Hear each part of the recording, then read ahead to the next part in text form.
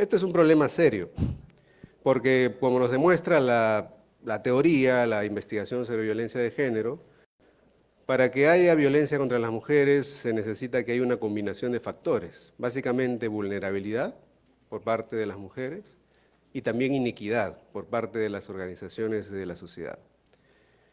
Si queremos disminuir el hostigamiento sexual laboral o la violencia contra las mujeres, tenemos que disminuir la vulnerabilidad, y es por eso que se justifica todos los programas de empoderamiento, pero también deberíamos disminuir la inequidad, es decir, hacer que las organizaciones de la sociedad sean un poco más justas cada vez. Y aquí tiene mucho que ver el sector privado, porque la hipótesis era que si es que las empresas vuelven sus organizaciones más justas, más equitativas, posiblemente el hostigamiento sexual, la violencia contra las mujeres disminuya. Y encontramos evidencia también. Hicimos estudios en el norte del Perú, en la época en la cual hubo el Yaku, hubo el ciclón, se inundó, muchas empresas tuvieron serios problemas, y encontramos una diferencia esencial entre varios tipos de empresas en la región. Aquellas empresas más inequitativas, con una estructura organizacional más injustas, tenían más prevalencia de hostigamiento sexual laboral y más daño en su productividad. Es decir, parece que la gestión equitativa, la gestión justa, es un factor protector que disminuye la prevalencia del acoso y la violencia contra las mujeres y que mejora la productividad de las empresas. Eso fue uno de nuestros primeros resultados y fue interesante. El problema con el hostigamiento sexual laboral es que genera muchos daños a nivel personal, pero también a nivel organizacional. Investigaciones en el mundo encuentran que las mujeres acosadas sexualmente tienen daños a nivel psicológico, pero también a nivel físico, sin considerar a nivel económico, porque hay una alta probabilidad de desertar, de abandonar el trabajo. Y ese daño genera costos, tanto para las mujeres hostigadas sexualmente, pero como para las empresas también. Hicimos otro estudio en el cual quisimos ver cuál es el costo adicional que tienen las empresas cuando sus trabajadoras son hostigadas sexualmente. Y aquí ustedes pueden ver los resultados. Esos son porcentajes adicionales de costos que sufren las mujeres en las empresas cuando son acosadas sexualmente. Hay costos adicionales de ausentismo, de tardanza, de intención de deserción, de errores de productividad, de incidentes laborales críticos, es decir, en todos los indicadores, independientes de si fueran empresas de la costa, del norte, del sur, los resultados son muy parecidos. Entonces, el hostigamiento sexual laboral en el trabajo no solo es un problema de las trabajadoras, es un problema también de las empresas porque afecta a su productividad de forma importante. El asunto es que las empresas no lo ven, y no lo ven porque menos del 5% lo denuncia. Hemos encontrado de forma sistemática, independiente de la región de donde provengan los datos, menos del 5% de las mujeres hostigadas sexualmente han reportado el hecho a las empresas. Más del 95% no lo dicen, no lo cuentan, no lo informan, lo niegan, lo evitan. Es una forma de autoprotección.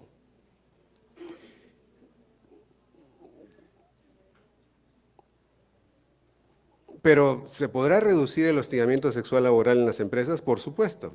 Tenemos evidencia reciente en empresas norteamericanas, en empresas gubernamentales, federales, y hemos encontrado que en las últimas décadas ha caído de forma importante la presencia del hostigamiento sexual laboral. ¿Pero por qué ha caído? Ha caído principalmente porque ha habido un cambio en la conciencia general de la población, cada vez las organizaciones se han vuelto más igualitarias, más justas, y se ha destruido ese ambiente propicio que usualmente está diseñada para que el hostigamiento esté presente. En otras palabras, se han vuelto organizaciones más justas y más equitativas. Quisimos ver si esto es verdad para el caso de Perú. Hicimos un estudio previo con la cooperación alemana en Bolivia, esto es previo, ¿no?, que nos dio una pista. Encontramos que en empresas bolivianas, cuando las gerencias eran abusivas e injustas, aumentaban en casi 41% la probabilidad de altos niveles de hostigamiento sexual laboral. Hostigamiento sexual laboral el más crítico, el más grave, el coercitivo. Hicimos un estudio acá en Lima y encontramos, comparando diversos tipos de empresas, que efectivamente las empresas que tienen modelos de gestión más equitativa y más justos, tienen menores niveles de hostigamiento sexual laboral y menores costos de productividad de todo tipo asociado a ella. Entonces, la evidencia Si queremos reducir el hostigamiento sexual laboral en las empresas, tenemos que aumentar la gestión equitativa en las empresas, que las gerencias sean más equitativos y más justos. La fórmula está, el problema es que no es tan sencillo. No es sencillo porque que un gerente cambie su forma de pensar es un proceso que toma mucho tiempo, requiere capacitación, requiere entrenamiento, requiere educación, y eso es algo que no se enseña en la universidad, lamentablemente. Y una forma de ver esa limitación es cuando hicimos un estudio con gerencias, más de 1.200 gerencias a nivel nacional. ¿Y qué encontramos? Encontramos que casi el 100% decía que estaba comprometido con la prevención de la violencia, con la igualdad, que hacían actividades en la empresa para prevenir el hostigamiento sexual laboral, pero cuando hacíamos el estudio más a fondo encontrábamos que tenían fuertes sesgos de género, tenían muchas actitudes machistas y creencias que justificaban la desigualdad y que justificaban el acoso, y que creían muy poco en la igualdad de género como objetivo de desarrollo sostenible. O sea, era un sí, pero no. Por un lado, de forma consciente, sé que es importante, pero por otro lado, de forma automática, inconsciente, es lo opuesto. Y esa es una evidencia de qué tan fuerte ha sido la socialización machista que hemos tenido a lo largo de estos siglos, ¿no? Queremos cambiar, queremos hacer bien las cosas, pero nuestro día a día nos traiciona. Requerimos capacitación urgente. Y un ejemplo de ello es otro estudio que hicimos y que publicamos, donde quisimos ver en qué medida esas creencias inconscientes, esas resistencias inconscientes, impactan en la calidad de la prevención. Y encontramos que en la medida que aumentaba las resistencias, el impacto de la prevención se caía al suelo, tanto en cantidad como en calidad. Y lo que aumentaba, lo que ustedes ven en rojo y naranja, son las creencias machistas y los sesgos de género. Somos machistas. La gerencia peruana es una gerencia machista, muy machista. Hace poco se ha publicado en Ares, más del 75% de peruanos, promedio, somos machistas. Hicimos otro estudio para ver de cómo estos sesgos machistas a nivel gerencial impactan en la calidad de la prevención. Y ustedes lo pueden ver fácilmente. Los que están en azul son las gerencias que se han formado, se han preparado, se han capacitado y que valoran la igualdad de género y la equidad. Y los de rojo son los que no han hecho nada, ¿no? Ustedes pueden ver claramente la diferencia en todos los indicadores de prevención. Ahora, ¿valdrá la pena que las empresas inviertan en capacitar a sus gerencias para producir cambios? Sí, pero también es necesario que inviertan en modelos de gestión, en normas para que ayuden a las empresas a que sean más equitativas e igualitarias. Y eso es algo que se ha hecho desde la Cámara. Pero es un costo que hay que invertir, es un dinero que hay que poner. ¿Valdrá la pena? Hicimos un experimento con Conecta, que es una empresa muy grande, está en 26 países, en el Perú tiene más de 23.000 trabajadores. ¿Qué encontramos? Encontramos que en 3 años Conecta ha logrado reducir en casi 21% el hostigamiento sexual laboral, ha recuperado su productividad en más del 11% y calculamos algo importante, que es el ROI. ¿Qué cosa es el ROI? El retorno de inversión. Calculamos por cada sol que destinó para aplicar este programa, cuánto perdieron o recuperaron en el tiempo.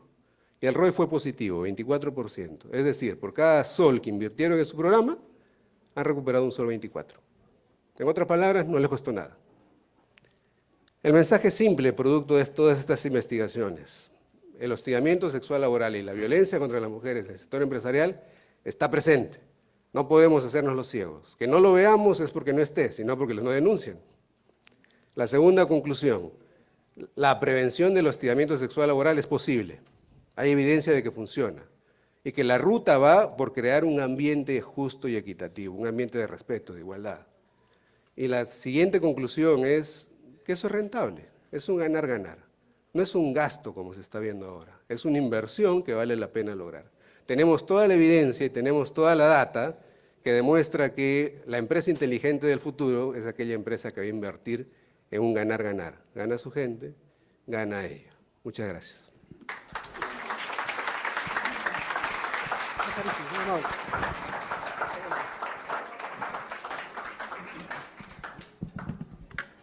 Muchísimas gracias a Arístides Varas, que tiene que justamente retirarse porque tiene un compromiso en el Ministerio de la Mujer.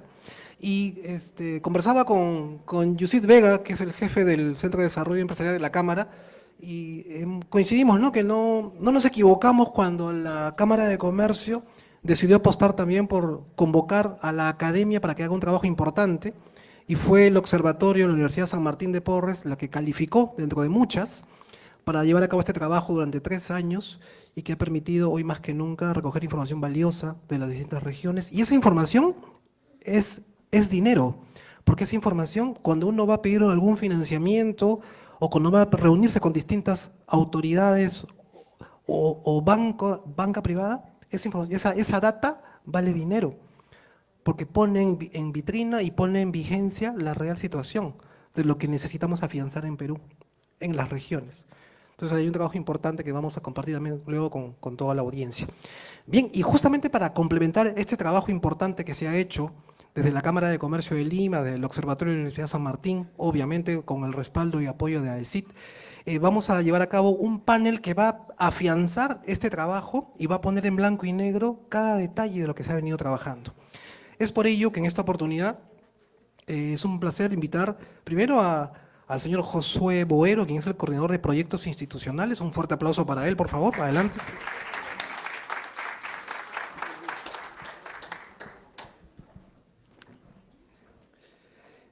Ok, y obviamente, y lo va a acompañar las siguientes destacadas personas. Se trata de Carmen Chávarri, quien es la implementadora de la norma técnica peruana del INACAL. Un fuerte aplauso para ella, por favor.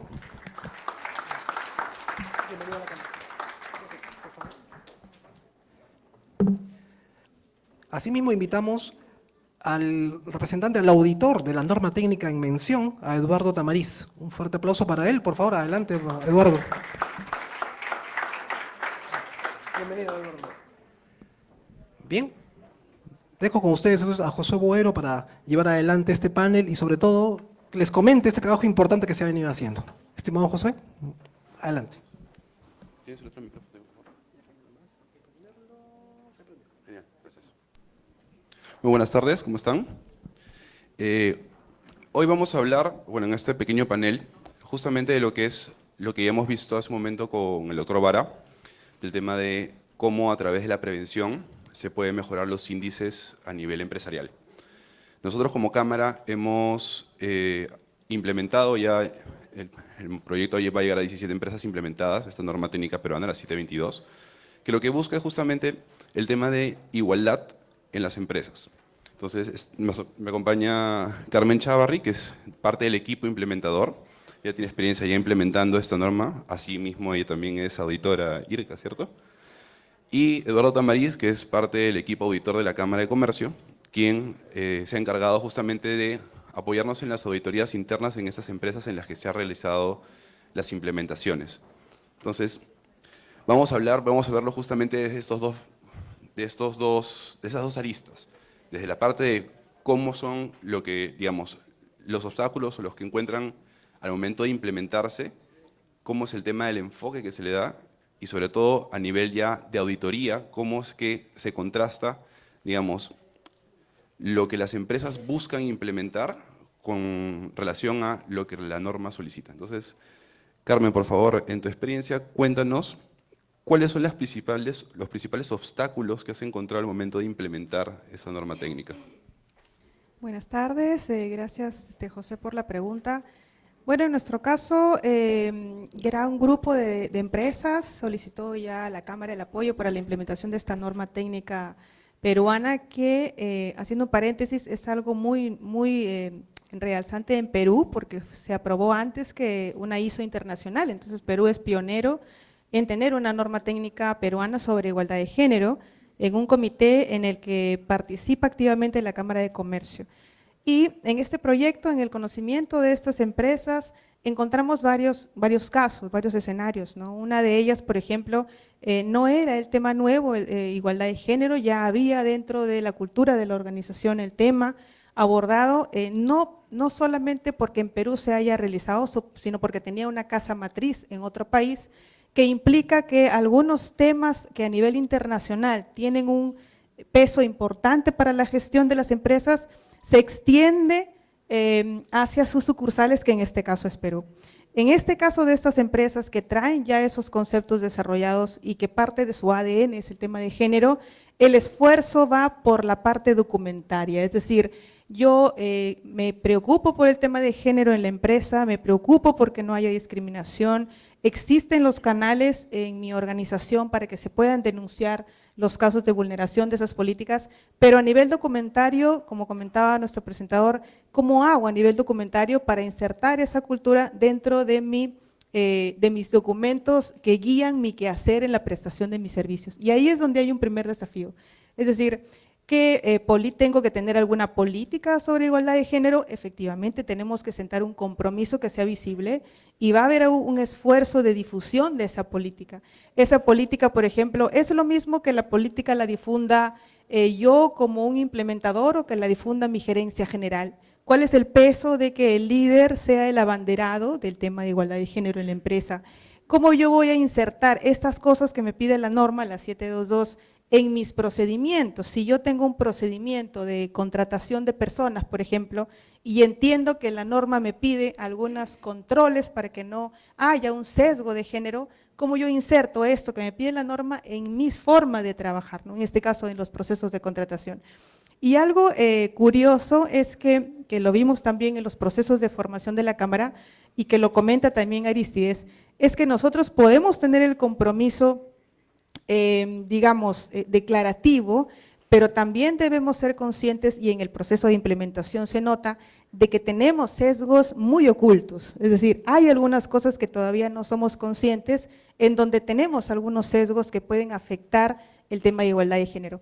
Ese fue uno de los desafíos, la parte estructural, digamos, documentaria, que las organizaciones fueron abordando a lo largo del proyecto. Gracias, Carmen. Justamente ahí tengo varias preguntas justamente con lo que has comentado, o sea, pero quiero verlo desde el lado de Eduardo como auditor, porque justamente eso, la parte documentaria es muy importante. Entonces, Eduardo, en tu experiencia, digamos, cuando ya vas a ver el tema documentario, cuando ya haces la auditoría, entre lo que plasman en el papel y lo que realmente la empresa ejecuta de esa documentación, ¿cuáles son las principales diferencias que has encontrado y sobre todo, ya que hablaba de la política, también cómo es el tema con la política y lo que difunden y lo que realmente hacen? ¿Qué tal? Buenas tardes, buenas tardes. Es cierto, o sea, cuando ya uno entra al tema de auditoría, ¿no? Entra a la revisión exacta de lo implementado, en la experiencia se ha visto de que es muy fácil agarrar y tomar las notas, los anexos, no que te dice la norma técnica, que te sugiere, pero a la hora de revisarlas y con eso llevarlo a objetivos, es donde comienza la disociación. O sea, no hay a veces una exactitud para asociar la política con un objetivo específico que hay que cumplir. Entonces, como auditor, uno hace las acotaciones del caso, porque o sea, es relevante, sí, es importante, pero también a la vez es fácil hablar de igualdad y equidad e inclusión. Sin embargo, cuando ya como auditor uno va a esos temas específicos, ya de ver qué tareas se han hecho para demostrar que es una empresa que tiene equidad, que trabaja con equidad y con inclusión, ahí es donde vienen los problemas. Entonces, muchas veces desde la política, desde que se asume la política, es que tenemos que tener mucho cuidado de con qué nos comprometemos. Y para eso es muy saludable y bueno conocer antes, ¿no? los aspectos y las definiciones que tiene la norma técnica para poder, de esa manera, saber qué vamos a asumir a lo largo de toda la implementación, sobre todo los compromisos y las tareas que nos vamos a asignar después como organización, y los recursos que le vamos a asignar como empresa a esas tareas para el cumplimiento de los objetivos. Justo ahí, hablando de eso, el tema de los objetivos y todo el tema ya de cumplimiento, ¿no? Hablabas de que al momento de, digamos, la política o el tema documentario, muchas veces se habla de muchas cosas que al final ponerlas en práctica puede ser un poco complejo. ¿Cuáles son las principales, como te digo, o sea, los principales desafíos, digamos, para que todo eso que ponen en papel realmente se ejecute? ¿O cuál sería realmente, digamos, qué necesitaría la empresa para poner, por ejemplo, para trabajar todo un tema de equidad y no solo igualdad? Claro, para temas de equidad es muy necesario ser bien conscientes de qué significa la equidad y cuál es la diferencia exacta con la igualdad, porque hay una diferencia conceptual entre las dos. Entonces, con el correr de la implementación, uno puede ir dándose cuenta de cuáles son las tareas o las acciones que van tomando y sobre todo que se tienen que ir plasmando en el plan de capacitaciones de la organización para que los colaboradores comiencen a tener conocimiento también de esas diferencias y puedan a su vez también ejercer esas mismas políticas dentro de su día a día, y no solamente en el trabajo, sino también esos mismos conceptos llevarlos a casa. Y ahí está la tarea grande también, que no solamente es en el trabajo, sino esos conceptos y esa forma, porque ya se comienza a convertir en una forma de vida, llevarla también al hogar y de ahí hacer un tema de expansión también, no solo de la norma, sino de los conceptos y de los conocimientos que hay que tener. Entonces, dentro del plano organizacional, para verlo ya más acotadamente el plano de auditoría, revisamos qué planes de acción han tomado, ¿no? Y si han podido lograr diferenciar, ¿no?, esos dos conceptos básicos, la equidad con la igualdad. A partir de ahí podemos entender de que sí, pues no, y eso se va a ir plasmando en las diferentes acciones. Por ejemplo, en recursos humanos se comienza a ver si hay una política salarial, ¿no?, que justamente enfoque eso, ¿no? Si hay una política salarial, si hay un procedimiento de reclutamiento y selección de personal que también incluya esos temas. Entonces, todo va a ir concatenándose, como digo, o sea, dentro de la política, el objetivo se va a ir relacionando con las acciones que va a ir tomando la empresa. Gracias, Eduardo. Carmen, hace un momento nos contabas de justamente este problema con los sesgos. Entonces, digamos, al momento de implementar, tienes todo lo que la empresa quiere realizar. Se establecen políticas, se establecen procedimientos, pero como tú indicas hay sesgos y parte de la implementación no solo es el tema documental, sino es el tema también de sensibilizar al equipo, no solo a la alta dirección, sino también a todos los colaboradores. ¿Cómo ha sido ese proceso en las entidades en las cuales has implementado? Sobre todo, ¿qué dificultades o qué barreras has encontrado y qué estrategias has usado para poder sortearlas? Ahí Arístides también nos daba algunas luces, ¿no? Importa mucho, por una parte, establecer normas internas que van a empezar a regular nuestra forma de hacer las cosas, pero hay un componente importante que tú ya lo has mencionado, que es la sensibilización. La sensibilización es diferente a dictar un curso o a dictar una charla, ¿no? Por ejemplo, nosotros podemos estar aquí en este panel compartiendo experiencias y de repente Eduardo nos aclara un concepto. Eso nos da un conocimiento. La sensibilización es diferente. En la sensibilización lo que yo busco es ser consciente si eso es importante para mí, ser consciente si yo tengo efectivamente sesgos, y eso lo logramos conversando con las personas. Es decir, no se puede hacer una sensibilización en una charla abierta a 100 personas donde yo, expositor, le diga esto es importante y esto significa. La sensibilización implica una conversación y un ejercicio donde cada uno pueda comentar casos, ¿no? Por ejemplo, en el Ministerio de la Mujer hacían un ejercicio y decían, cerremos los ojos y pensemos si en algún momento nos han dicho, tú puedes hacer esto o no puedes hacer esto por ser mujer o por ser hombre, ¿no? Y ahí uno empieza a pensar, en algún momento yo habré escuchado alguna frase que diga, tú puedes hacer esto o tú no puedes hacer esto porque eres mujer, o tú no puedes hacer esto porque eres hombre. Y ahí empezamos un debate sano, saludable, porque lo que busca la norma es que estos sesgos no restrinjan la oportunidad a cualquier persona. No estamos hablando solamente de mujeres, sino que la apertura a las actividades sean en iguales condiciones, ¿sí? Podremos ser aparentes para una u otra cosa, pero la parte de sensibilización tiene en cuenta una etapa de identificación de nuestros propios sesgos. Cuando nosotros somos conscientes de que sí existen sesgos, y es lo que nos comentaba el estudio que comparte Arístides, es que empezamos a tomar acciones. Mira, estos sesgos que tenemos en la empresa, que pueden ser diferentes a otra empresa, tenemos que abordarlos de alguna manera. Y ahí empiezan las personas a decir, como tenemos estos riesgos, hay que implementar algún control, alguna medida, alguna protección, ¿no? Y ahí empezamos a ver qué se necesita hacer para que estos sesgos conscientes empiecen a abordarse de alguna u otra manera, ¿no? Implica un tiempo, sí. Esta norma no es solamente una implementación documentaria, sino también una labor de análisis, de reflexión saludable que tenemos que abrir, en donde comenta Eduardo, no solamente trabajo, sino también es muy posible que lo llevemos a casa y a conversarlo en casa, cómo es que esto puede afectar ese ámbito, entre otros ámbitos, y empezar a tomar acciones a nivel de empresa, ¿no?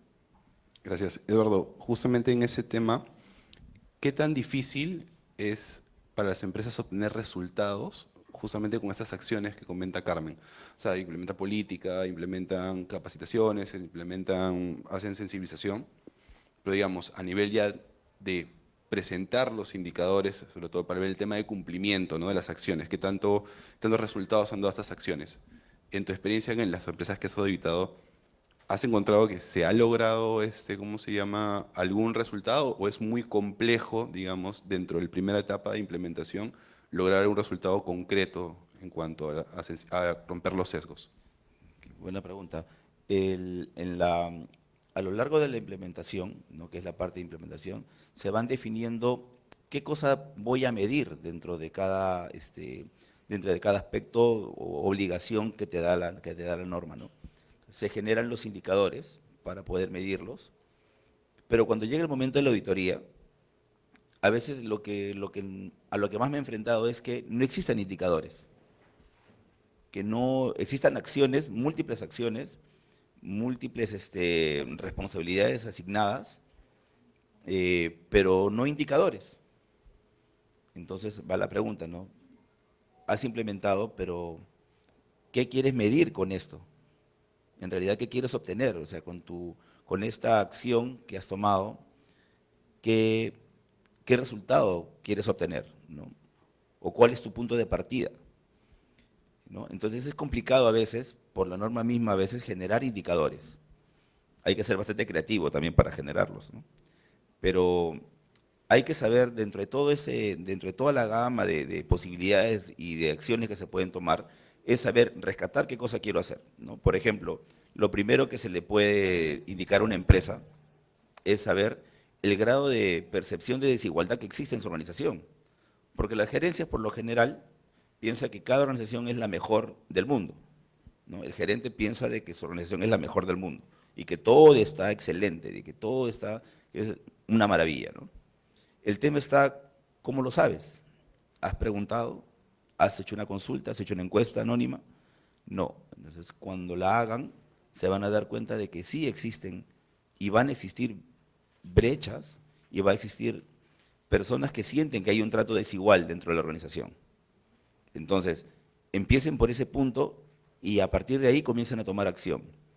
Tal es así que entre la experiencia más o menos que cuenta Carmen también, a mí me ha pasado que una organización había hecho esa encuesta de percepción, efectivamente sí, y estaba orgulloso porque el 85% del personal sentía de que había un trato igualitario, que se les estaba bien, y estaba orgulloso de eso, y de una u otra forma hinchaba el pecho, ¿no?, por esa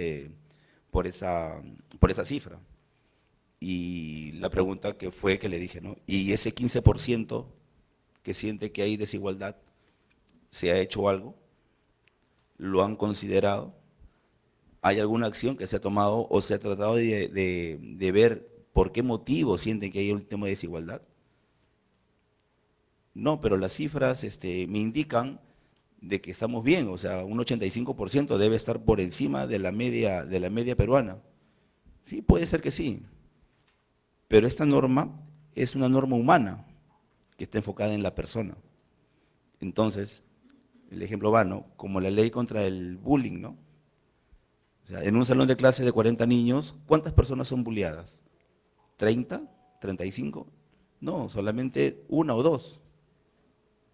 Entonces, esta norma, ese mismo pensamiento trasladémoslo a la norma. Entonces, tratemos de identificar, si sienten que hay desigualdad, solamente ese solo hecho puede extrapolarse hacia afuera.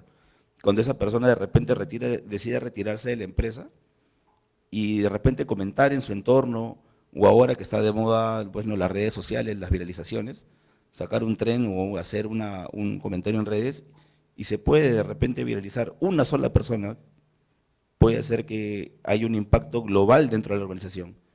Entonces, una sola persona que pueda sentir que hay un trato desigual en la empresa puede ser un detonante que de repente afecte reputacionalmente a una organización. Entonces, veámoslos desde ese lado, le digo, ¿no? Entonces, es ahí donde hay un cambio en el chip, ¿no? Entonces, ahí vuelve a hacer la pregunta, ¿no? Bueno, hay que hacer algo. Entonces, ya ese 15% no es una cifra menor, sino ya se convierte en una cifra de impacto, que puede ser, a la larga, como organización, ya yendo al tema organizacional, puede ser perjudicial. Si esto sale, o si esta percepción llega a traspasar las puertas de la empresa, ¿no? Es un poquito. Muchas gracias, Eduardo. Y para ir terminando, Carmen, sabemos que toda norma implica, sobre todo si vamos a implementar acciones, ¿no?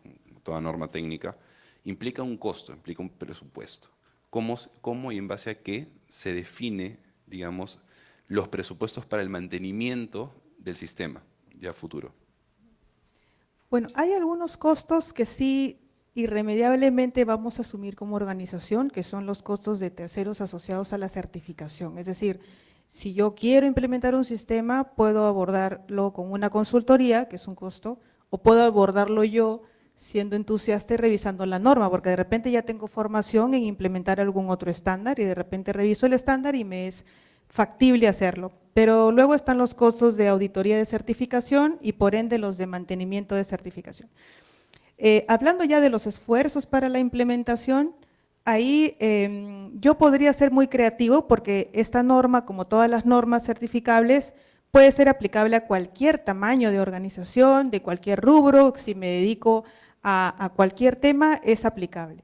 Entonces, si yo soy una pequeña empresa, yo diría, ¿yo puedo implementar esa norma? Sí, lo puedo hacer. ¿Requiere una gran inversión? Va a depender de los recursos con los que yo cuento. Si, por ejemplo, se requiere una capacitación, yo podría buscar algunas personas que se dediquen al tema y pedirle, ¿me pueden dictar una capacitación de 2 horas sobre el tema? O puedo ir al Ministerio de la Mujer y decirle, ¿pueden darme una charla de repente virtual en donde nos conectemos para entender los términos que están asociados a la Cámara? Y yo por ahí podría ser creativo y reducir algunos costos. Si cuento con recursos, ahí yo podría contratar a una persona que venga y me capacite. Es decir, vamos a tener que ir viendo en la capacidad de la empresa qué es lo que yo puedo o no y hasta cuánto podría invertir. Y en el caso ya de medidas de seguridad, por ejemplo, si yo digo, necesito estos espacios específicos para mujeres o estos espacios específicos de protección, ahí es donde la empresa sí tendrá que mirar a nivel de infraestructura qué es lo que va a ir poder implementar, pero ahí ya hay un requisito legal, ¿no? Hay requisitos legales que ya nos sientan las bases para tener determinados espacios que protegen de alguna forma algunas labores propias asociadas al género. Gracias. Una última pregunta, Eduardo, ya para terminar, ahora sí, que es, hace un rato hablábamos justamente al principio del tema de las denuncias. Siempre hay un tema muy complejo con cómo funciona el canal de denuncias dentro de un sistema. Entonces, ¿cuáles serían, ya para terminar, las principales las recomendaciones que darías al momento de tanto de implementar el canal de denuncias como ya recomendaciones finales sobre ya pasarla a una auditoría? Pues entiendo que esa parte, digamos, del canal de denuncias es muy importante dentro de la gestión del sistema. Claro, efectivamente, sí es importante, sobre todo en una empresa, sea el tamaño que sea. Hay múltiples herramientas, algunas sin costo, otras que sí tienen un costo. Va a depender mucho de lo que quiera adquirir la empresa y mucho también va a depender del tamaño de la empresa. Pero eso no impide de que en toda organización exista un canal de denuncias y que no se confunda con el libro de reclamaciones, que es una cosa muy distinta. El libro de reclamaciones es una cosa, temas comerciales, y lo otro es un canal de denuncias. ¿Para qué? Para poder por ahí canalizar, ¿no?, algún tipo de denuncia que esté asociada a algún delito como el acoso sexual, ¿no? Como el hostigamiento, ¿correcto? Por ejemplo, ¿no? Es importante que este canal que se haga, ya sea el que se elija, tenga el considerando de que asegure la confidencialidad de la información que va a recibir la persona, porque es muy delicado. El señor Aristides justo dio una cifra, ¿no? Que solamente el 5% de las personas que sufren acoso o hostigamiento en el trabajo denuncian, ¿no? ¿Y es por qué? Por el miedo, ese miedo de decir, si voy a denunciar, de repente es un jefe, un gerente, la soga se corta por el lado más débil, ¿no? Entonces, mejor me quedo callada o me quedo callado, ¿no? Y aguanto, pues, ¿no? Porque al final y al cabo necesito el trabajo. Entonces, el canal de denuncias tiene que asegurar justamente la confidencialidad de la persona que va a hacer la denuncia. La persona que va a manejar el canal de denuncias tiene que tener una ética y una moral probada. Por lo general, tiene que ser una persona que cumpla con los requisitos para el manejo de un canal de denuncias, ¿no? Para que pueda tener también la independencia de investigar también, sea el nivel que sea, porque puede ser a nivel gerencial, a nivel jefatura, puede ser inclusive a nivel directoral. Entonces, para eso es muy importante asegurar la confidencialidad y el anonimato de la persona también, ¿correcto? Que toda esa investigación se lleve de manera anónima. Ahora, si vamos a una escala mayor, puede ser inclusive la denuncia puede tratarse de manera anonimizada si es que estamos tercerizando el canal de denuncias. Pero dentro de todo eso hay que tener en claro de que debe existir un canal de denuncias en cada organización. Debe contemplar esos dos considerandos, confidencialidad y anonimato, para que el trato de la denuncia sea lo más efectivo y se llegue sobre todo a buen puerto con una investigación y a castigar de alguna forma a la persona que está comprometiendo a los activos de la empresa, porque un personal, el colaborador es un activo de la empresa y un activo muy importante que hay que saber cuidar. Muchas gracias, Eduardo. Muchas gracias, Carmen, por compartir con nosotros su experiencia y sus conocimientos respecto a la norma técnica, a su implementación y a su auditoría. Con eso damos por culminado este panel. Muchas gracias. Gracias.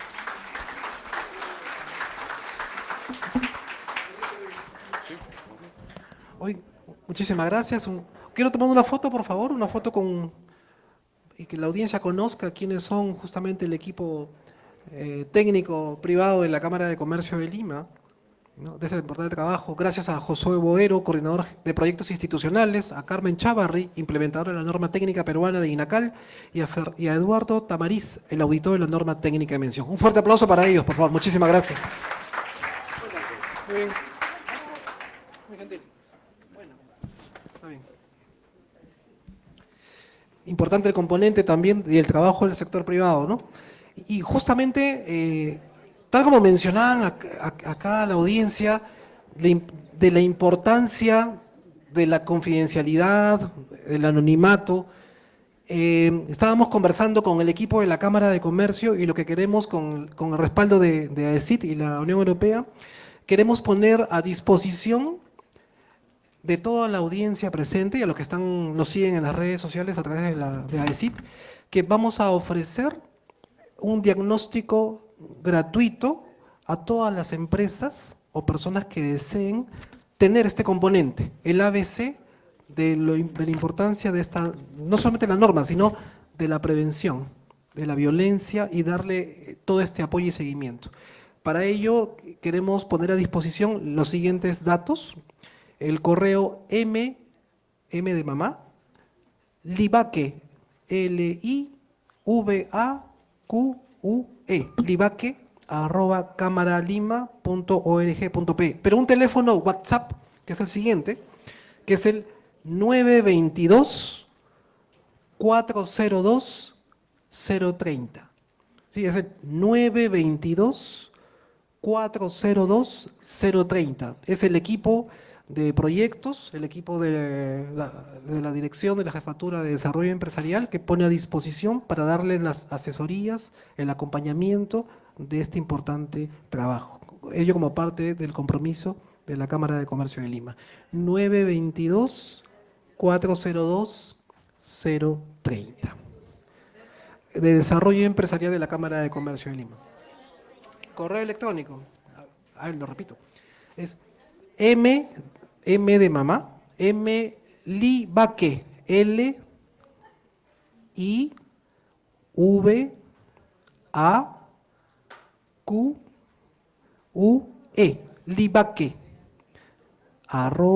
@camaralima.org.pe. Bien, ok, parte del compromiso. Así que gracias al equipo de la Cámara de Comercio. Bien, finalmente, justamente vamos a dar este trabajo importante a este último panel, también de destacadas especialistas, que van a compartir la fuerza de lo comunicacional, qué importante que es, ¿no? Para transformar imaginarios. En este panel contaremos con la participación de Sofía Carrillo, quien es periodista y activista feminista antirracista, quien ha dirigido la campaña Nos Toca. Así que la recibimos con un fuerte aplauso a ella, por favor. ¿Cómo estás? Bienvenida. Por favor, placer. Bienvenida. Asimismo, se suma a Sofía Marisol Castañeda, quien es, perdóname, antes de ella, tengo presentada a Clea Guerra, quien es la coordinadora de CLADE en Perú y especialista en género y violencia de hechos humanos. Un fuerte aplauso para ella, por favor. Bienvenida a la conferencia, por favor. Bien, vamos a empezar con ellas dos y va a complementar justamente, ahora sí la presento oficialmente, a Marisol Castañeda, quien es la coordinadora de la Asociación de Comunicadores de Calandria. Un fuerte aplauso para ella, por favor. Me voy a adelantar, Bien, bueno, entonces dejo el uso de la palabra justamente para que ustedes empiecen con ello. Adelante. Por favor. Muchas gracias. Para pasar el PPT. ¿Sí? Ya, entonces, bueno, en primer lugar, muchas gracias, agradecer a la AECID, agradecer a la Unión Europea por haber confiado en nuestra red, en la red CLADE, para poder implementar el proyecto, este componente, ¿no?, de fortalecer la prevención desde la sociedad civil. Siguiente, por favor. Sí, yo lo paso. ¿Cuál es? Vaya. Entonces, ¿qué es nuestra red? Un poquito para que puedan conocer a aquellas personas que quizás no nos ubican. Nuestra red es una red regional, una red feminista integrada por organizaciones de sociedad civil y también por profesionales y activistas independientes, que estamos en 15 países de la región. Y en el caso del Perú, estamos en 8 regiones, ¿no? Tenemos presencia en las regiones que ustedes ven ahí. En el caso de Piura, ¿no? Piura, San Martín, La Libertad, Lima, Junín, Cusco y Arequipa. Puntualmente para esta intervención, voy a mencionar rápidamente, pero las asociadas de organizaciones que estuvieron involucradas fueron el Colectivo por la Equidad de Género de Piura, el Centro Micaela Bastidas de La Libertad, la Asociación Prodemu de San Martín, el Centro IDEL y el Centro Cepema Lulay de Junín, el Colectivo Soncoguarmi de Cusco, la Asociación Humanidad Libre de Arequipa y Fordes de Arequipa también.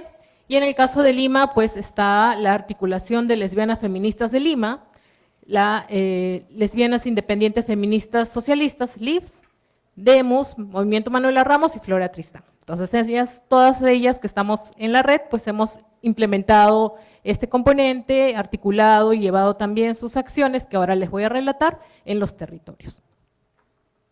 Los principales resultados. Voy a tener mi exposición en 3 momentos que tuvo esta implementación del componente. Primero, la generación de evidencia, de construir el modelo que queríamos implementar, estudios que hemos tenido para también fortalecernos como red y acciones de incidencia. Y un cuarto componente que es de campaña, pues ya Sofía lo va a exponer, quien ella ha liderado la campaña.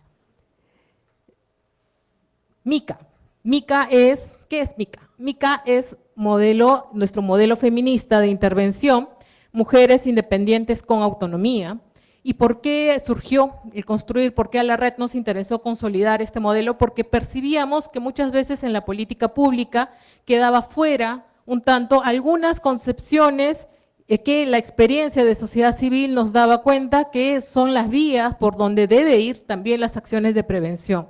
El desmontar estos estereotipos de género que hemos estado conversando desde la mañana, ¿no? Y que no necesariamente se estaba abordando en su plenitud, ¿no? Entonces veíamos que esta línea estaba como un tanto ausente y iniciamos por eso la construcción de MICA desde las distintas experiencias que tenemos, las diferentes organizaciones que integran la red y también las profesionales independientes que están en la misma, ¿no? Entonces, para construir MICA se hizo levantamiento de información en 8 ciudades de estas regiones, en las cuales encontramos que incluso había tasas mucho más altas del promedio de la ENARES 2019, ¿no? Digamos, de aceptación, de justificación, entre comillas, de la violencia contra las mujeres, de los estereotipos de género, de querer señalar que las mujeres, digamos, tendríamos que, en primer lugar, dedicar nuestra vida para los otros, para los hijos y demás, y después cumplir nuestros sueños. Entonces, ese enunciado que tiene la ENARES, que tuvo la ENARES del 2019 y que tenía una alta cifra, pues en estos territorios, en algunos por lo menos, los del norte, salió incluso cifras más altas, ¿no? Entonces, eso que nos llevó a la reflexión que MICA sí tenía que recoger todos nuestros saberes, aprendizajes, experiencias de las distintas integrantes, pero también tenía que focalizarse y aterrizarse según el territorio. La prevención de la violencia tiene que estar focalizada en los territorios porque cada uno de nuestras ciudades, departamentos, regiones tienen particularidades, ¿no? Entonces, que requieren ser incorporadas para un mejor abordaje. Entonces, ahí está nuestro modelo, ¿no? Y vimos lo importante que es transformar también la estructura del poder. Por eso señalamos que nuestro modelo es un modelo feminista, que busca justamente ese cambio a mediano y largo plazo, ¿no? Apostamos por poner el foco, poner el énfasis en la injusta distribución de las tareas y los roles de cuidado que aún permanecen en nuestra sociedad. Visibilizar esta injusta distribución, este uso menor del tiempo para disfrute que tenemos las mujeres y las diversidades, ¿no? Como esto es un factor de riesgo para afrontar situaciones de violencia. Tener menos tiempo implica, ¿no? Como consecuencia, tener menos tiempo disponible, tanto para la recreación, pero sobre todo para la formación, para la articulación, para el descanso, y eso a su vez va a traer otros problemas en las vidas, en la salud integral de las mujeres y las personas feminizadas. Entonces, vimos que era importante colocar el eje de discusión, de análisis, de reflexión en ese primer enunciado. Asimismo, apostar por una transformación de relaciones sociales, pero también vinculadas a una estructura, ¿no? A una estructura de trabajo, ¿no? De comercio en el cual estamos alojadas y que también muchas veces se ha sustentado en el trabajo no remunerado que realizamos las mujeres al interior de los hogares, ¿no? Entonces también es importante tener en consideración ello y colocarlo en el debate, en la discusión, que esté presente, ¿no? Y vimos lo que ya les señalaba, enfoques comunitarios que abarquen también trabajo de los diferentes niveles, ¿no? Si bien apostamos por la, digamos, especialidad a nivel de las localidades, también somos conscientes que esto tiene que estar articulado con los niveles de gobierno distrital, provincial, regional, pues la política pública que nace desde un índole nacional, ¿no? Que puede tener sus adaptaciones a nivel local o distrital. Esos fueron los enfoques variados que decidimos enunciar, priorizar, al igual que nuestros componentes, ¿no? Si ustedes ven, es un modelo bastante ambicioso, muy amplio, ¿no? Porque justamente recogía todo este bagaje y antecedentes de trabajo que tenemos, ¿no? Y de todos los componentes que son las autoridades, los medios de comunicación, las comunidades y las personas, las familias, pues decidimos priorizar algunos porque iba a ser inviable poder abordar todos en un corto periodo de tiempo, ¿no? Más allá de nuestras apuestas institucionales que pues siguen abordando y apostando por trabajar sobre ello, ¿no? Con las autoridades para el cambio, para el cumplimiento de su mandato en el marco de los derechos y de la igualdad, con los medios también por el importante rol que ya acá las dos comunicadoras seguramente van a visibilizar y señalar. A nivel de las comunidades también lo propio, porque justamente esta tolerancia social a la violencia está y se articula y se termina, digamos, dando continuidad y perpetuando también a ese nivel comunitario. Y a nivel de las familias lo propio, porque también son en los individuos, en el ámbito familiar, donde vamos a también, seguimos perpetuando este tipo de prácticas desiguales, ¿no? Como les decía, tuvimos un momento de fortalecimiento interno también a través de estudios, ¿no? Fortalecernos para tener una mejor calidad de las investigaciones que realizamos en nuestras organizaciones, ¿no? Hubo dos ediciones de cursos para poder realizar una mejor investigación, que haya mayores estándares, ¿no? Estándares académicos, se han podido tener artículos, digamos, con esa calidad académica para que puedan reportar las acciones, las vivencias situadas de los territorios. Uno que me viene a la mente de los artículos fue sobre las madres, digamos, las abuelas esclavas, que fue el título que colocó una compañera del norte de Piura, y que ella señalaba y relataba, ¿no? Y ahí en su artículo señalaba cómo ella, digamos, cuidó a sus hijos e hijas, y después ahora le tocaba la siguiente, ¿no? Por la precariedad de la vida o por la desarticulación, digamos, y de otros factores, pues le tocaba ahora también continuar con esas labores de cuidado, ahora cuidando a los nietos y a las nietas. Entonces, cómo a veces no era reconocido eso, ni siquiera por su círculo inmediato, ¿no? Ese hijo, esa hija que le invita, le coloca a los nietos y a las nietas para el cuidado, no reconocía ese valor, y ahí se miraba cómo se estaba precarizando su vida, ¿no? Sus tiempos y otras dimensiones. Entonces, eso fue muy interesante, poder generar esos estudios y también recopilar, digamos, como banco de experiencias, algunas experiencias que hemos tenido y que veíamos indicios, ¿no? Que habían sido efectivas para reducir violencias en los territorios que habían sido implementadas, ¿no? De las distintas organizaciones asociadas de CLADE. Entonces, estas experiencias están también publicadas, se ha publicado, ¿no? Para poder ver y que puedan servir quizá de referencia para gobiernos locales u otras organizaciones, para que puedan valorar las cosas que funcionaron, así como las cosas que no funcionaron mucho, para ir aprendiendo y mantenernos, pues, ¿no? Conectadas. Un siguiente componente, una siguiente estrategia dentro de nuestra intervención fue la incidencia. Varios de los que estamos acá, integramos las instancias distritales o provinciales o regionales de la ley 30364, ¿no? En los municipios, en nuestros gobiernos provinciales, ¿no?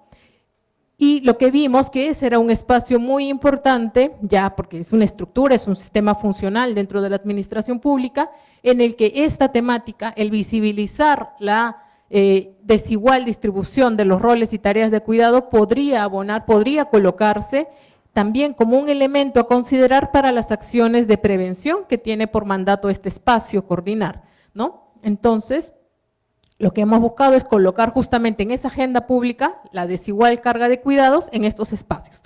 No formar un nuevo espacio, una nueva estructura, sino ver, ¿no? Como hay un estrecho vínculo entre la violencia basada en género con esta desigualdad puntual en relación a las tareas y roles de cuidado, se vio que podíamos colocar ahí el tema a discusión.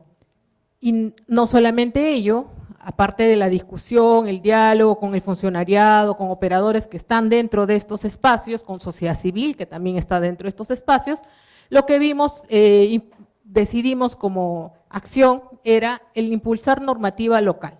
Impulsar normativa local, ordenanzas, llámense ordenanzas distritales, provinciales o regionales, que reconozcan, si bien en principio pudiera parecer un reconocimiento meramente simbólico, pero que reconozcan el Día de los Cuidados y también la vinculación que existe entre esta temática y la prevención de violencia de género, para que así dentro de las instancias, de las mesas de trabajo, de las instancias distritales, provinciales, en sus planes de trabajo, una de las acciones de prevención pueda estar centrada y vinculada a esta temática.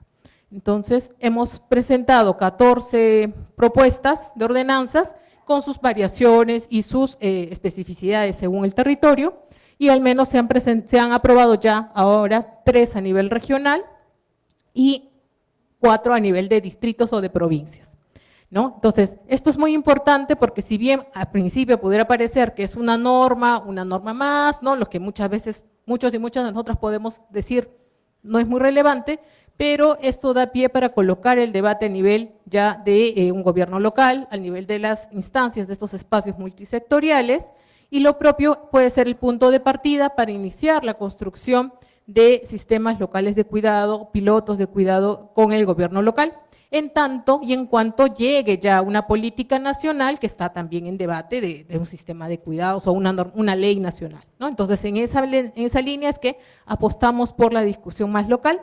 A su vez, ya varias de las asociadas de la red, pues también han hecho lo propio, pues ya por experiencias propias, y están, digamos, encaminadas tanto en ordenanzas que reconocen el Día de Cuidados, como también ordenanzas locales que reconocen la importancia y impulsan un sistema local de cuidados. Entonces, eso es lo que nos hemos centrado. Ahí están las ordenanzas, todas publicadas, está pendiente de publicar la de la libertad, esperamos que próximamente ya va a estar publicada. Entonces, hemos apostado por esta estrategia, por esta línea, ¿no?, de recoger los saberes, los conocimientos, experiencias previas de las integrantes de la red, reconstituirlo, organizarlo, tener como un mínimo común y empezar a trabajar y abordar esta línea que veíamos que no estaba tan presente en las acciones de prevención a nivel de prevención primaria, ¿no? Entonces, eso es lo que hemos querido compartir, y más bien desde sociedad civil, pues nosotras siempre nuestra apuesta es por continuar en la incidencia, por continuar interpelando a la comunidad, ¿no? Y para eso algo muy importante y fundamental ha sido la campaña que Sofía va a exponer. Ya está en nuestras redes por si nos quieren ver.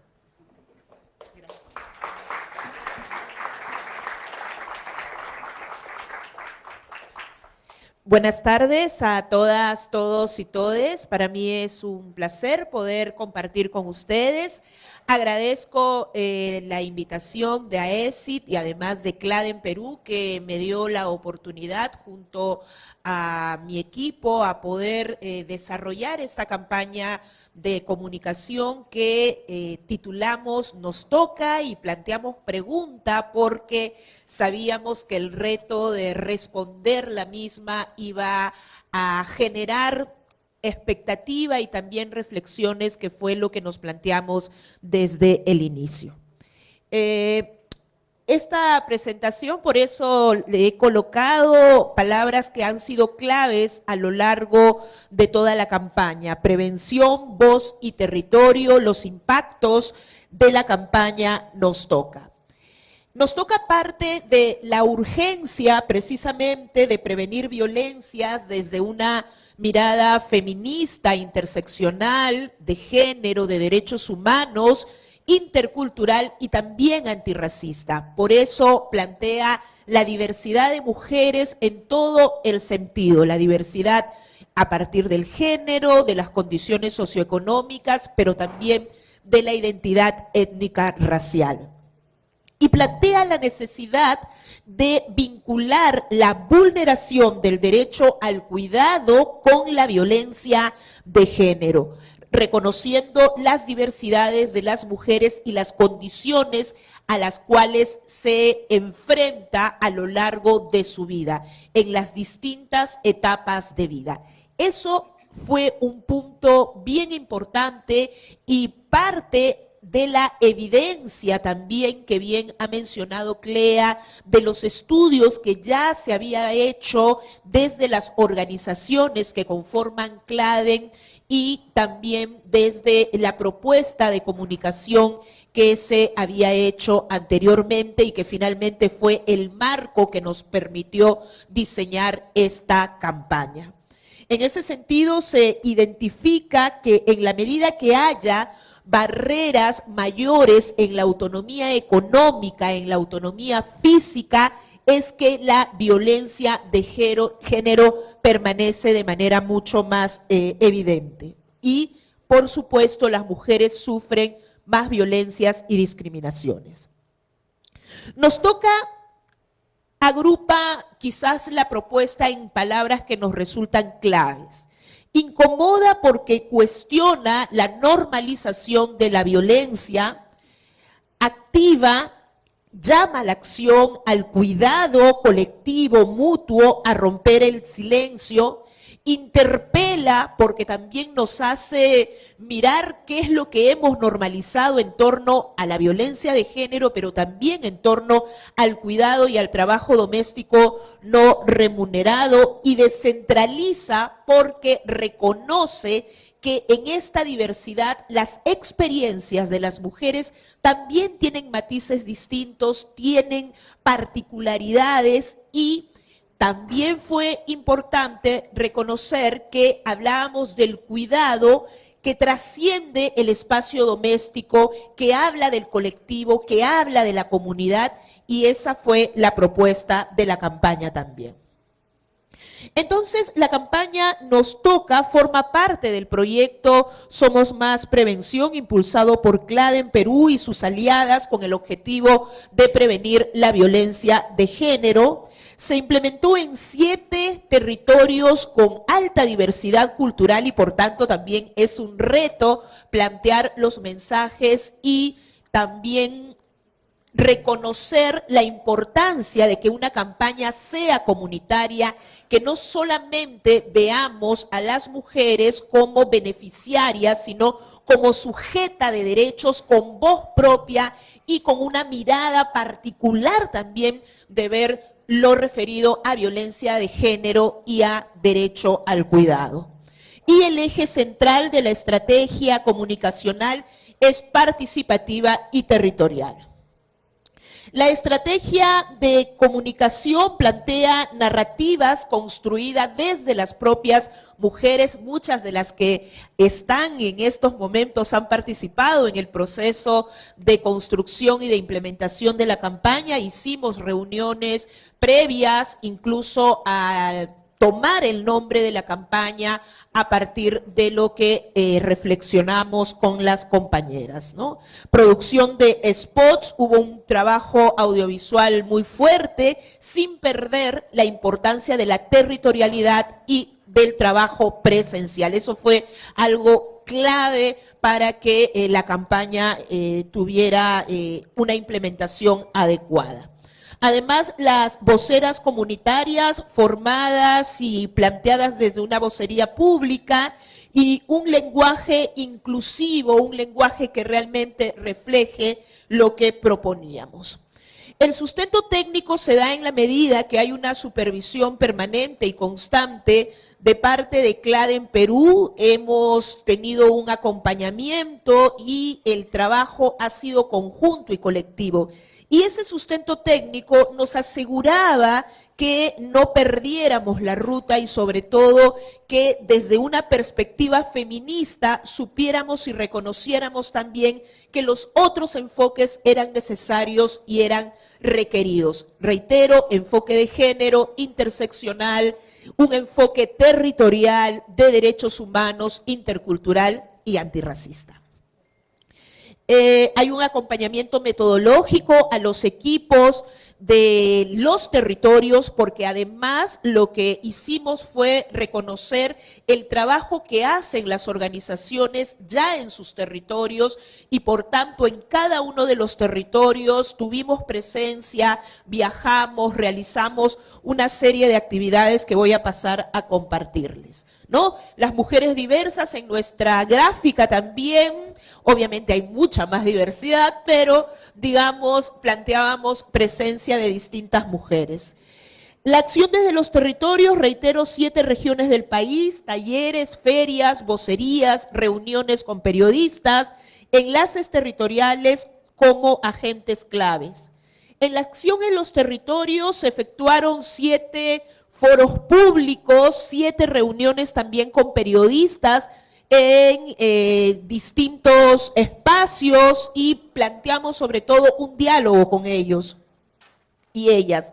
Aquí tenemos las cifras, no voy a decir cada una porque me llevaría mucho tiempo, pero como ustedes pueden ver, generalmente tuvimos más de 100 personas en cada uno de los foros públicos que desarrollamos, ¿no? Aquí algunas fotos de los foros públicos en los distintos territorios y también hubo presencia en medios de comunicación.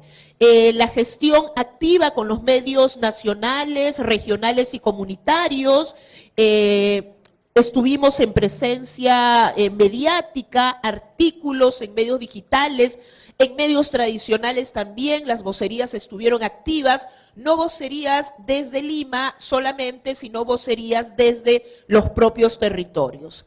Aquí vemos estas alianzas con los periodistas que nos permitió incluso hacer un taller con ellos donde hablamos del derecho al cuidado y de la prevención de violencia de género, impartimos materiales informativos, hubo impacto digital, más de 140,000 visibilizaciones orgánicas y 5,000 interacciones a partir del material producido, principalmente en plataformas como Instagram, TikTok y Facebook. A través del Instagram se tuvieron más de 23,000 visualizaciones, 16,000 cuentas alcanzadas. En sus interacciones se observa cerca de 1,000 me gusta. En fin, tenemos resultados y evidencia y sobre todo considerando el gran reto de la diversidad territorial y que pudiera haber una presencia incluso en redes sociales desde los propios territorios. Hicimos también un videoclip, que es el que va a cerrar esta presentación. Planteamos narrativas y vocerías, testimonios reales como factor clave en lo comunicacional. Y hacemos énfasis en lo real porque no fueron testimonios elaborados en carpeta, sino fueron testimonios que recogieron las vivencias y también las reflexiones de las mujeres, que quizá podría incluso no estar sumamente alineado con lo que nosotros pensamos, pero justamente es importante recoger las miradas distintas y particulares que tienen las mujeres, porque eso es lo que hace que esta campaña tenga realmente una mirada interseccional y tenga una mirada intercultural y antirracista. Nos fue bastante bien, digamos, en parte, si referimos a lo que habíamos planteado y a lo que logramos, eso fue sumamente importante, viendo las dimensiones mediáticas, la participación comunitaria, la narrativa coherente y la adaptación territorial. En cuanto a la retroalimentación y sostenibilidad, las reuniones comunitarias y ajuste por territorio, capacidades instaladas, bases para una segunda fase, los retos asumidos, logísticas en las zonas más rurales o en el interior del país, la sincronización entre territorios, es decir, nosotros estábamos en un territorio, pero esto tenía que seguir en los otros y hemos hecho todo el esfuerzo para que esto ocurra. Hay barreras culturales también que fuimos superando a partir del diálogo y del entendimiento. El valor estratégico de esta campaña, desde nuestra propuesta, es que es un modelo replicable, escalable y con evidencia de impacto, alta legitimidad comunitaria y retorno de visibilidad, y refuerza liderazgos femeninos, de juventudes, de diversidades sexuales y también desde una perspectiva interseccional. Lo que nos deja esta campaña, la escucha activa transforma las narrativas. Es bien importante plantearlo esto seguramente en nuestras intervenciones. Las vocerías locales fortalecen la legitimidad, ¿no? No es la fórmula que desde Lima vayamos a hacer vocerías en territorio. Se pueden complementar, se pueden articular, pero las mujeres y las diversidades en los territorios tienen voz propia. El arte moviliza más allá del dato y por eso apelamos también al arte, a la música, a la creación colectiva. La cocreación fortalece la apropiación del mensaje, eso fue importante. El arte y la cultura son herramientas poderosas también para seguir trabajando prevención, y la retroalimentación constante mejora la calidad comunicacional. Esto en resumen de lo que fueron 7 meses, un poco más incluso, de trabajo que no hubiera sido posible sin el apoyo, reitero, permanente del equipo de CLADEN, de las organizaciones que participaron y de las compañeras que estuvieron participando en los distintos territorios y se apropiaron del mensaje. Y justamente en el marco de esa apropiación es que surgió esta idea de plantear un videoclip a partir también de las apuestas artísticas que tuvimos a lo largo de la campaña. Es así que AECID nos dio la oportunidad, ¿cierto?, de poder hacer este videoclip y nos lanzamos a hacerlo. Fue un proceso complejo, hay que reconocerlo, pero vale la pena que se complejicen las cosas si los resultados plantean una participación real de las mujeres en toda su diversidad. Entonces, lo que hicimos junto a la activista Carolina Tiva y junto a las compañeras de los distintos territorios, elaborar una letra de la canción Nos Toca. Y esta canción Nos Toca tiene un videoclip que ha alcanzado 39,000 reproducciones en YouTube, ha tenido presencia también en las redes sociales, en un contexto que se hacía complejo por el tema político, sabemos, pero se logró. Y con eso quiero dejarlos con el videoclip de Nos Toca. ¿Lo tenemos? Me confirman. Confirmado. Adelante. Un poco largo, pero van a verlo ahí.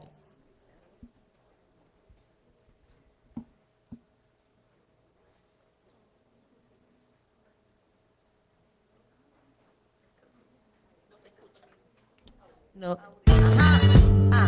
Sí. Me niego rotundamente. No nos neguemos, estamos ahí. Viene, estamos calentando motores nada más. A ver.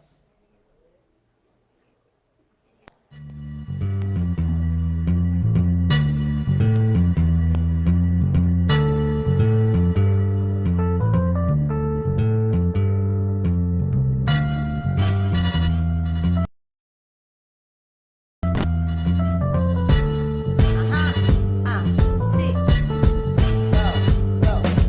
Me niego rotundamente a la sumisión. Hoy levantamos nuestra voz y con orgullo exigimos reconocimiento por el trabajo en el hogar que tú quieres minimizar. Poderosas y benditas mujeres en unidad, hermandad contra el machismo y en rebeldía. Abuelas, mujeres y niñas, todes en resistencia. Cuidaron, cuiden, resistieron, resisten. Les agradezco, les valoro.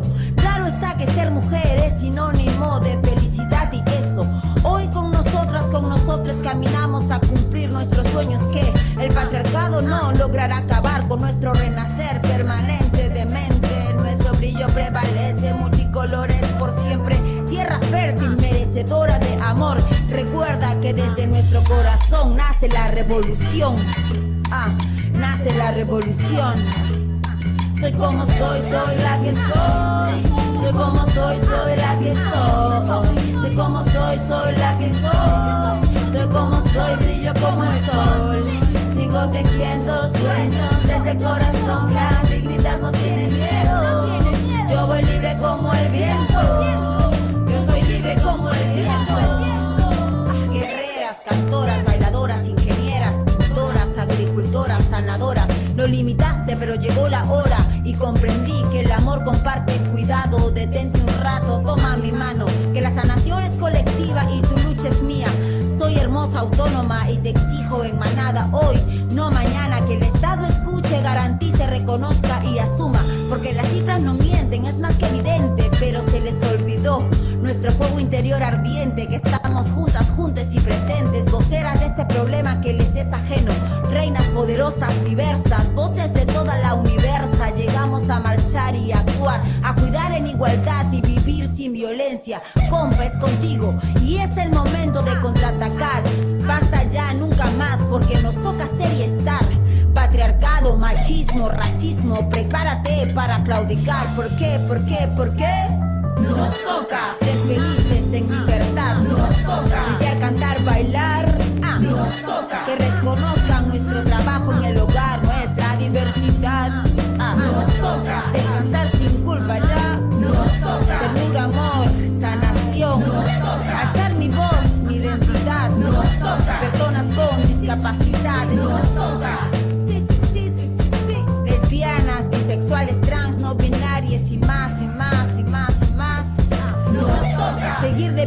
porque juntas se acabó el dolor, se acabó. Mujeres afroperuanas, andinas, amazónicas, todas en unidad, sí. Nos toca cuidar en igualdad, nos toca vivir sin violencias. Nos toca, te toca.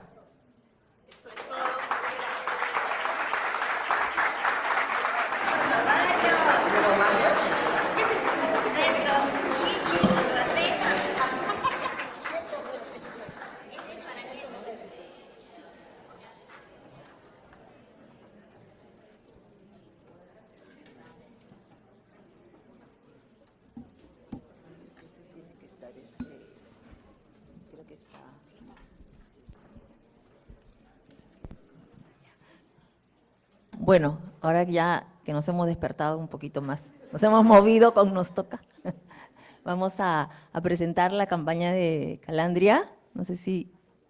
oh, ¿dónde está? Sí, ahí está. Sí. Bueno, la campaña de Calandria es parte del proyecto Prevención de la Violencia contra la Mujer desde los medios. Y siguiente, y la campaña se llamó Seamos de esos… tengo el… No, no está por acá, de pronto para tener más autonomía. ¿Dónde está el aparatito? Aquí está. Ya. Sí, ¿dónde se fue? Bien, entonces la campaña se llamó Seamos de esos, ¿no? Es una campaña que está pensando en reconocer y valorar los esfuerzos, los avances que están haciendo algunos hombres, especialmente jóvenes, ¿no? En el cambio, en construir la igualdad también, y en ese sentido poder hablarle desde ese lugar a la sociedad, poder hablarle a otros hombres, poder inspirar, ¿no? Es una campaña que interpela los estereotipos de género, también que denuncia la violencia contra la mujer, pero que se ubica desde los zapatos de los hombres, ¿no? Para interpelarlos o para que se interpelen, o también para que empiecen la conversación de deconstrucción, ¿no?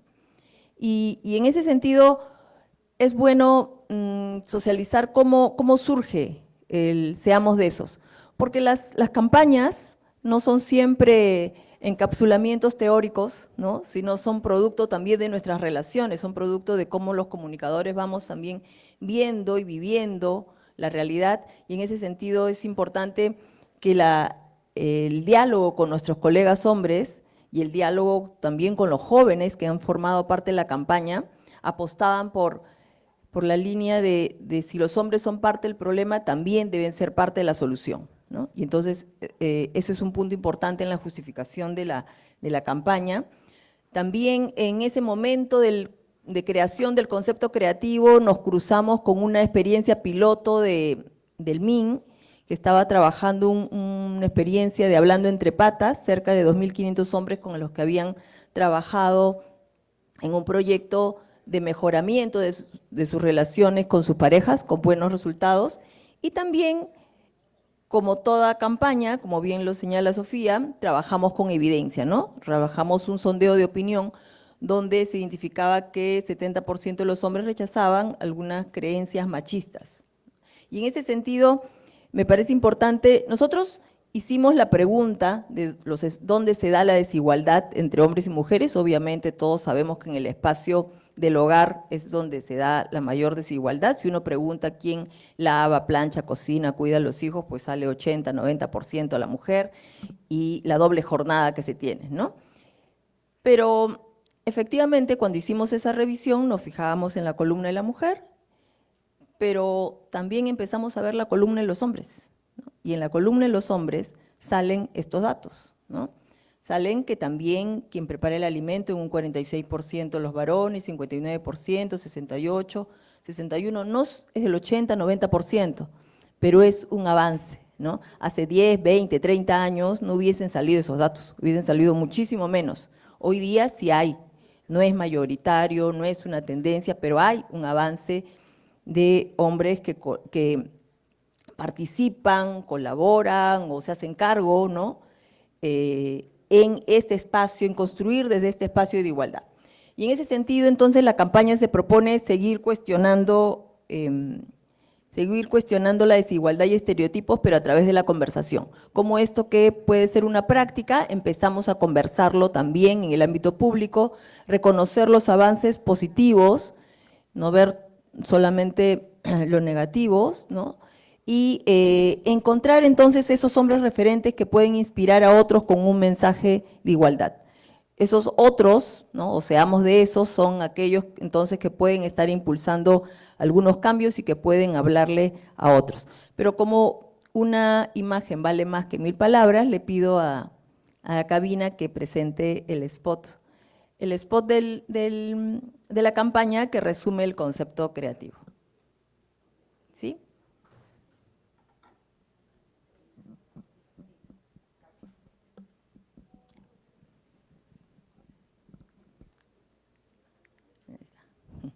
Si está spot, dice. Ah, ya lo voy a sacar. Sí. Este spot tiene una versión de 2 minutos y medio. Ah, no está la imagen. Cuando una mujer es acosada, que no se quedan callados, no miran de lado. De los que aplaudimos cuando ella logra sus sueños, sin envidia ni recelos, somos buenos compañeros. Seamos de esos hoy y siempre sin miedo, hombres plenos que lloran, empatizan y cocinan, de esos que saben que ser hombre hoy no es como ayer. Seamos de esos hoy, somos muchos a pie.